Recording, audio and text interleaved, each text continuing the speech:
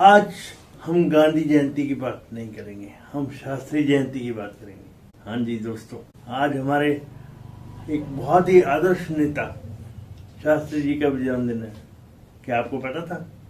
आज हम इस बारे में बात करेंगे। गांधी जयंती पर सब बात करते हैं, हम शास्त्री जी के जीवन से कुछ बातें लेके आए हैं आपको बताने के लिए। शास्त्री जी का जीवन एंटी फ्रजाइल।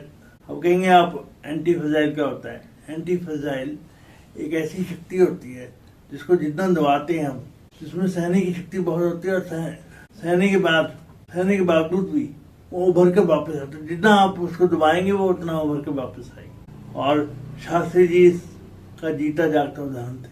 चाहे वो 1965 का युद्ध हो, चाहे उसके बाद की घटनाएं, चाहे ताशकंद का जो एपिसोड हुआ, उसके बाद भी मैं ये कह सकता हूँ शास्त्री जी एक अद्भुत और विलक्षण नेता थे। और हमारे बच्चों को ये सीखने के लिए बात है कि उन्होंने अपने जीवन में बहुत संघर्ष किया।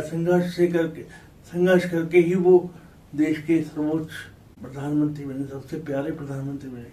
जय किसान जय जवान का नारा उन्होंने दिया और 1965 के जंग को जीतने में मदद की। ये एंटी फ्रजाइल उनका किरदार में झलकता है। अनुशासन, आत्मबल और संघर्ष की शक्ति से उन्होंने बहुत कुछ हासिल किया। कहते हैं उनको पढ़ने के लिए नदी भी पार करनी पड़ती थी, उन्होंने नदी को पार किया, स्कूल तक गए।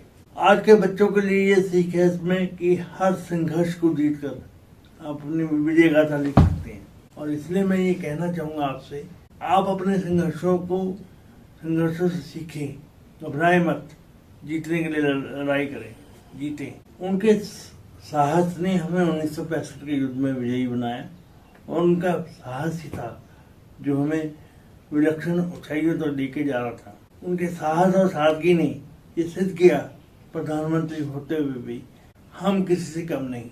और ये जब उन्होंने बड़ी बड़ी बातें ना करते हुए उन्होंने ये साबित किया कि अपने किरदार से साहस झलकता था उनके, और उनके किरदार से ये दिखता था कि वो छोटे कद के होने के बावजूद भी एक विलक्षण प्रतिभा के धारणी है। तो गुण आपके किरदार में छिपे होते हैं दोस्तों। कद काठी और पैसे से कुछ नहीं होता, सादगी आपकी सबसे बड़ी ताकत होनी चाहिए। देश जब अन्न संकट से गुजर रहा था तो शास्त्री जी ने आह्वान दिया था कि हम एक समय का भोजन त्याग दें, और आज भी कुछ लोग शास्त्री जी के इस नियम को फॉलो करते हैं। मैं ये कहना चाहता हूँ, संकट के समय वो अवसर में बदलने की जो रणनीति थी वो शास्त्री जी की आज भी विलक्षण है और आज भी विद्यार्थियों के काम आती है। अपने संकटों को अवसर में बदलने और बजाय किसी की मदद के अलावा, किसी की मदद के बिना उन्होंने ये स्थापित किया कि हमारे किसान, हमारे बंधु, हमारे देश के वासी एक संगठित शक्ति होकर देश को बदलने की ताकत रखते हैं। आपकी खुशबू आपके किरदार से आनी चाहिए दोस्तों। शास्त्री जी के किरदार, एक तो वो छोटे कद के थे और उनसे जब मिलने लोग आते थे तो उनको ऊपर देख के बात करनी पड़ती थी और लोगों को नीचे देख के बात करनी पड़ती थी। इसको वह अपनी ताकत मानते थे।